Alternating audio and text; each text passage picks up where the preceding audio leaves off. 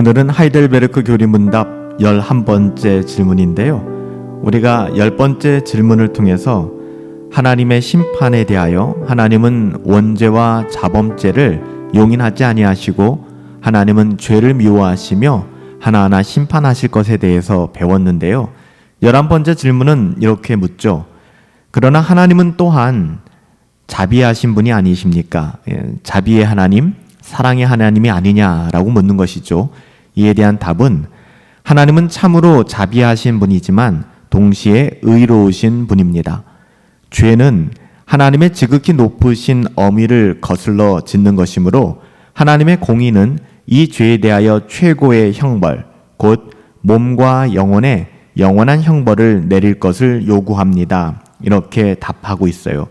우리가 하나님의 심판에 대해서 자꾸 이야기하니까 그러면 하나님의 사랑의 하나님은 아니냐, 하나님의 사랑은 어디 갔느냐라고 묻는 것에 대한 대답이에요.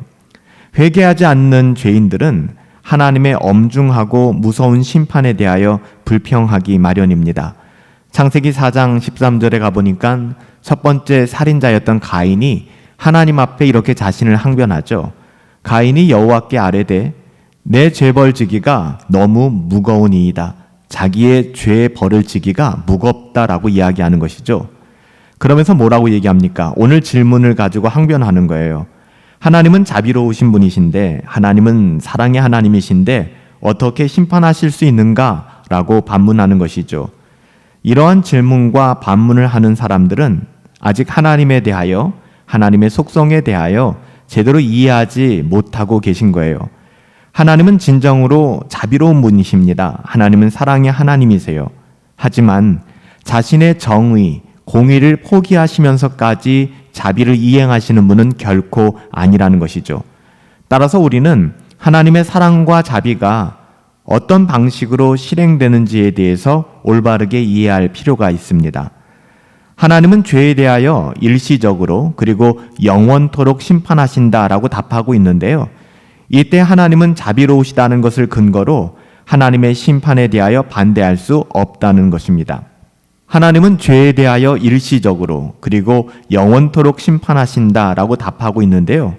이때 하나님은 자비로우시다, 사랑이 많으시다라는 것을 근거로 하나님의 심판에 대하여 반대의 의견을 낼 수도 있어요. 다른 생각을 하는 것이죠.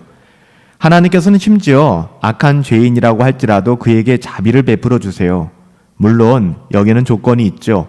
하나님께서는 선택된 자, 하나님의 은혜를 베푸는 자들에게 특별한 구원의 은덕을 베푸심으로 말미암아 자신의 사랑과 자비를 실천하시는 것이지 모든 사람을 향하여 그런 것은 아니라는 거예요. 만인 구원론을 우리는 성경적으로 받아들이지 않고 있지 않습니까? 아직 중생하지 않은 사람들은 그럼에도 불구하고 하나님의 사랑과 자비에 대하여 잘못된 생각을 하고 있는 것 같아요. 단지 이성적인 개념만으로 하나님의 자비에 대하여 강조하고 하나님의 공의를 무시하는 것이죠. 한쪽으로 치우쳐서는 안 돼요. 더욱이 자연인들, 예수 그리스도를 믿지 않는, 거듭나지 않은 사람들은 죄의 중함과 심각성에 대하여 아직 깊이 깨닫고 있지 못하기 때문에 이렇게 이야기하는 것입니다. 따라서 하나님의 심판에 대하여 너무 무겁다고 불평하게 되는 것이죠.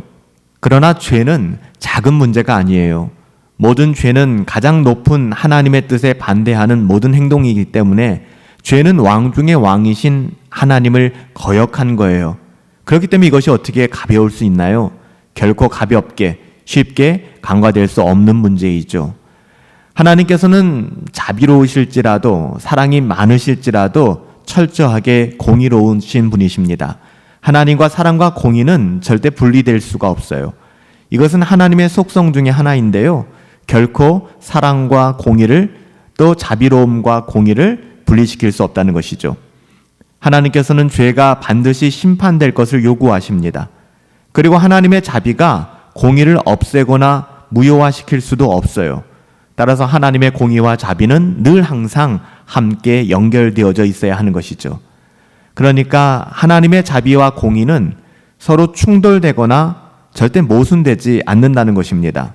하나님이 서로 그 안에서 스스로 충돌되거나 모순될 수는 없잖아요. 오히려 하나님의 자비와 공의는 함께 가는 거예요. 그리고 각기 자기의 방식과 시간 속에서 드러나게 되는 것이죠. 예를 들어 볼까요?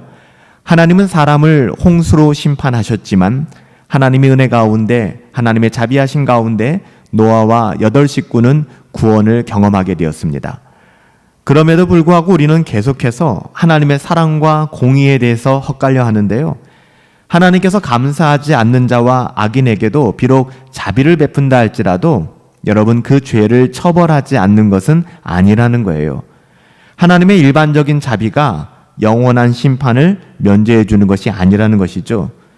이러한 자비는 하나님의 선하심을 증거하고 죄인들을 회개로 초청하는 것입니다. 그래서 그들로 핑계하지 못하게 만드는 거예요.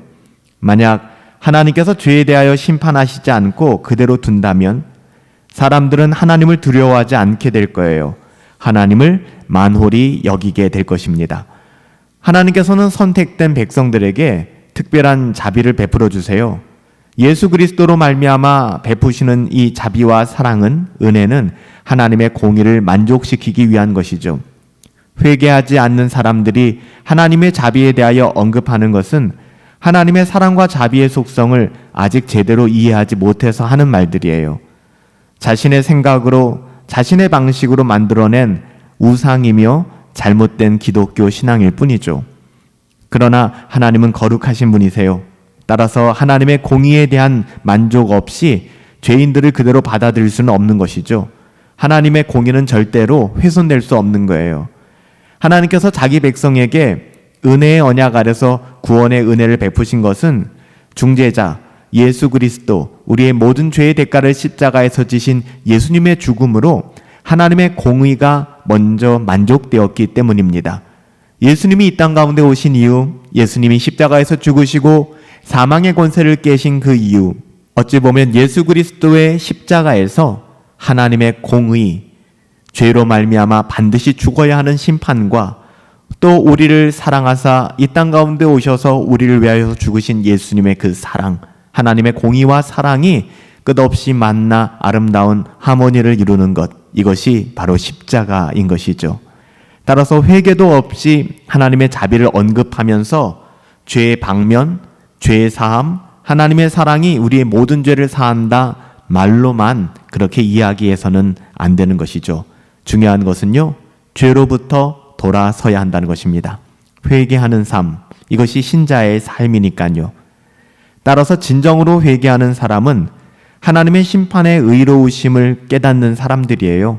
그리고 자신의 불의를 철저히 인정하게 되어 있죠. 하나님의 심판에 대하여 결코 불평하거나 원망하지 않아요.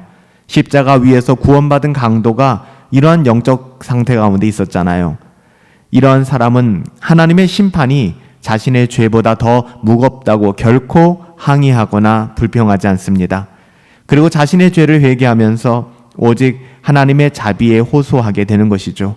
또한 하나님께서 자신의 비참한 상태 가운데에서 자신을 건져주기를 간절히 눈물로 구하게 되는 것입니다. 이렇게 회개할 때 자신의 죄가 얼마나 큰지, 얼마나 하나님을 대적한 것인지에 대하여 철저히 깨닫게 되는 것이죠. 그러므로 하나님의 공의와 그에 따른 하나님의 심판을 깨닫지 않고서는 하나님의 사랑, 하나님의 자비를 결코 알아갈 수 없는 거예요. 우리 11번째 질문은 우리가 세상 사람들이나 초신자들이 많이 하는 질문이거든요. 하나님은 사랑의 하나님인데, 하나님은 자비의 하나님인데 그 하나님이 어떻게 우리를 심판할 수 있겠습니까?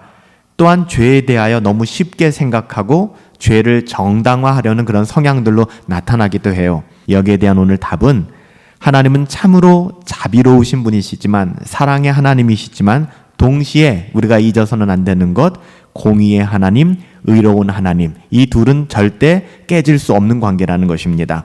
죄는 하나님의 지극히 높으신 어미를 거슬러 짓는 것이므로 하나님의 공의는 이 죄에 대하여 최고의 형벌을 내리게 될 것이고요, 몸과 영혼에 영원한 형벌을 내릴 것을 요구하게 되는 것입니다.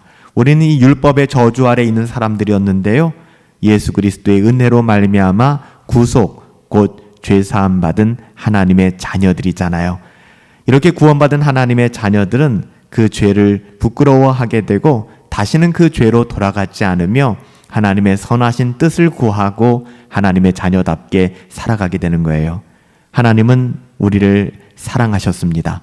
그래서 하나님의 공의를 예수 그리스도를 통하여 십자가에서 온전히 드러내심으로 말미암아 우리가 죽어야 하는데 예수님이 대신 십자가에서 죽으심으로 말미암아 대속의 보혈로 우리가 의롭다함을 얻게 된 거예요.